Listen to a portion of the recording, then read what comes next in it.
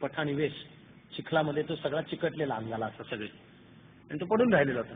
दिवस उजाडायला लागल्यानंतर हे सगळे आपले जे सोल्जर्स आहेत ते त्याच्या भोवती गेले गन्स रोखून. हा आडवा पडल्या पडल्या सांगत राहिला की मेरी कुछ गलती नाही साहब, मैं तो सिविलियन हूँ, आप जो बोलोगे मैं बताऊंगा. मला उलट मी तुम्हाला जास्ती माहिती सांगतो. कर्नल वाली त्याच्यापर्यंत आला. पुन्हा कर्नल वालीला निर्णय घ्यायचा एका माणसाच्या जीवाविषयी. तो पडल्या पडल्या आरडाओरडा करतोय, त्याचा आरडाओरडा ऐकला सगळ्या. कर्नल वाली मग याला म्हणाला की चाले आज तो तू बच गया, चल इसको छोड़ देते हैं. म्हणून तो निघाला. तेवढ्यात त्याच्या सेकंड इन कमांड त्याच्या पाठीवर हात ठेवला आणि तो म्हणाला साहब ये 5 लोग थे, हमने 4 को तो मार दिया, इसको जिंदा छोड़ के क्या करेंगे. कर्नल वालीने त्याच्याकडे 1 मिनिटभर पाहिलं, डोळ्यात डोळे, आणि फायनली आपल्या सेकंड इन कमांडला ऑर्डर दिली किलिंग. त्याच्या कपाळाच्या मध्ये पिस्तूल ठेवून त्याला मारण्यात आलं. पण मारल्यानंतर जेव्हा त्याचं प्रेत पालथं केलं तेव्हा मागे फुल्ली लोडेड AK-56 होती. त्यानंतर 5वीच्या पहाटे जी प्रेत ताब्यात घेतली त्या सगळ्यांच्याकडे AK-56 होती. दहशतवादाची लढाई म्हणजे किती गुंतागुंतीची आहे. आणि इथे पुण्या मुंबईमध्ये एअर कंडिशन खोल्यांमध्ये बसून ज्यांना दहशतवाद्यांच्या ह्युमन राईट्सची काळजी असते, ज्यांना फाशी जाणारा धनंजय चॅटर्जी म्हणजे कोणतरी संत पुरुष लागून गेला असं वाटत असतं, त्या मीडियाला हे शिकवलं पाहिजे. ते असो ते जे स्वयंघोषित काही इंटलेक्च्युअल्स आहेत. अवघड आहे ही लढाई, याला सावध समाज आवश्यक आहे. हा कमांडिंग ऑफिसर होता कर्नल बाली, चंदीगडच्या जवळ राहणारा, आणि युद्ध सुरू झालं त्यावेळेला रजेवर होता. त्याला आर्मीनी इन्स्ट्रक्शन पाठवली की ताबडतोब ड्युटी जॉईन करा. आर्मी एवढंच सांगत असते, कसे या हे तुमचं रिझर्वेशन, तुमच्याकरता EC2 टायरे वगैरे काही नाही, या तारखेला इतक्या वाजता यायचं. You are to do or die and never to ask why. हे लॉर्ड टेनिसनच्या विश्वविख्यात एका अजरामर कवितेतली ओळ आहे. Into the valley of death rode 600. क्रिमियाच्या युद्धामध्ये एका युनिटला चुकीची ऑर्डर मिळाली. 600 जण, त्यांना माहित होतं ऑर्डर चुकीची आहे, but they followed it. Lord टेनिसननी ती अजरामर कविता करून त्यातली ओळ आहे, you are not to ask why, you are but to do or die. तसा हा कर्नल बाली अंगावर पूर्ण युनिफॉर्म घालून चंदीगडच्या रेल्वे स्टेशनवर आला आणि त्यांनी स्टेशन मॅनेजरला विचारलं की मला असं आहे, मी ड्युटीवर चाललोय, हे माझी इन्स्ट्रक्शन, मेरे लिए 1 सीट का इंतजाम करो. असं म्हणल्यावर तो स्टेशन मॅनेजर म्हणाला की साहब क्यों नहीं, हो सकता है 1 सीट का इंतजाम, लेकिन पहले हमारे चाय पानी का बंदोबस्त करो. कर्नल बालीने हे ऐकलं आणि तो त्या स्टेशन मॅनेजरला म्हणाला अभी तेरे चाय पानी का इंतजाम कर देते. म्हणून त्यांनी खारखन थोबाडीत मारली त्याच्यात. मला अर्थात आनंद वाटलाच, पण अशी थोबाडीत प्रत्येक जण नाही मारू शकत. भुसावळच्या जवळच्या गावात लान्स नाईक बाबूसिंग राजपूत राहत होता. त्याला पण आर्मीचं वॉरंट आलं. तो पण निघाला.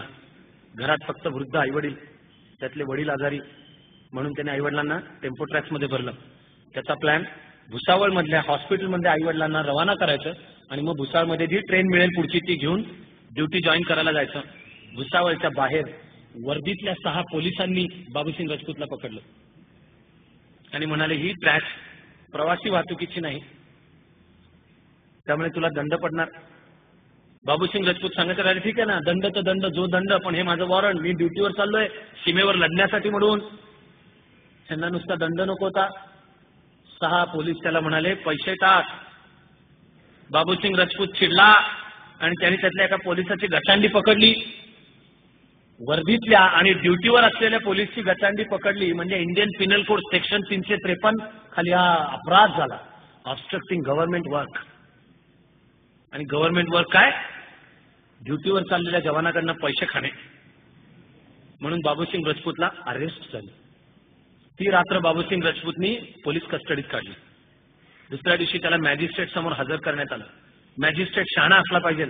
मॅजिस्ट्रेटने बाबूसिंग राजपूतला सोडून दिलं. बाबूसिंग राजपूत घरी गेला आणि विष घेऊन त्याने आत्महत्या केली.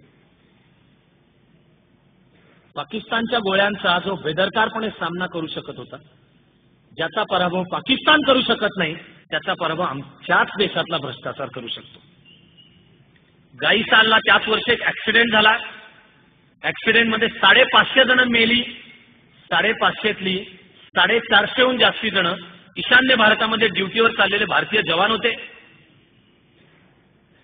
एकाच रुळांच्या वर समोरासमोरून आलेल्या 2 फास्ट ट्रेन्स आल्या आणि टक्कर झाली.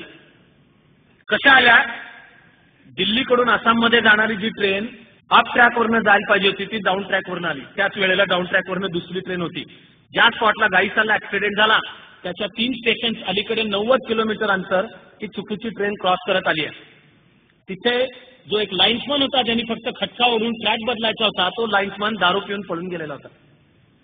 त्यामुळे ती ट्रेन अप ट्रॅकवरनंच येत डाऊन ट्रॅकवरनंच येत राहिली.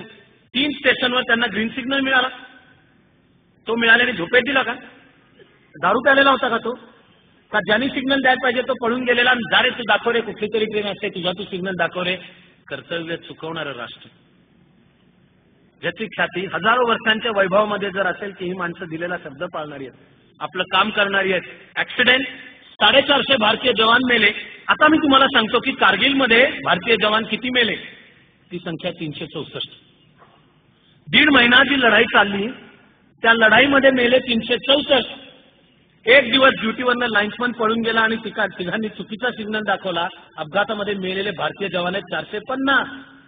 आपला जास्ती मोठा शत्रू पाकिस्तान नाहीये, चीन नाहीये. आज आम्ही आमचे जास्ती मोठे शत्रू होऊन बसलेलो आहोत आणि युद्धाच्या कहाण्या ऐकायच्या आणि पराक्रमाचे विचार करायचे. याचा अर्थ सगळ्यांनीच लष्करात गेलं पाहिजे असं नाही. आपण जगतो हा क्षण लढाईचा क्षण.